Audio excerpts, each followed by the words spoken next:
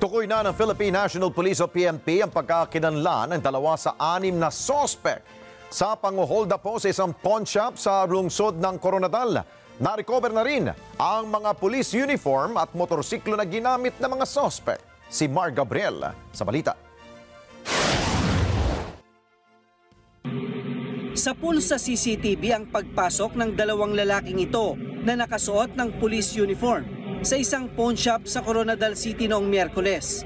Kasunod nila ang 2 pang armadong lalaki. Dinisarmahan nila ang 2 gwardiya at agad na pinadapa. Sabay dating naman ang lalaking may bitbit na sako na may lamang maso. Dire-diretso siya sa booth at mabilis na winasak ang pintuan. Matapos ang halos 2 minuto, magkakasunod silang umalis. Bitbit ang mga ninakaw sa pawn shop. Tumakas sila sakay ng 2 motorsiklo. Ang isa sa mga ito, na-recover ng otoridad kasama ng ginamit na mga uniforme ng pulis. Kausap lamang po natin kanina lang yung PD po ng South Cotabato at meron na po sila mga persons of interest, especially doon sa 2 pong nakasuot ng uniforme at hindi po ito mga pulis. At we just don't want to give further details dahil ongoing po yung kanilang hot pursuit operation. Natukoy na ang pagkakakilanlan ng 2 sospek sa pamamagitan ng kuha ng CCTV. Inaalam na rin ng otoridad kung dati na silang nasangkot sa mga insidente ng nakawan sa lugar.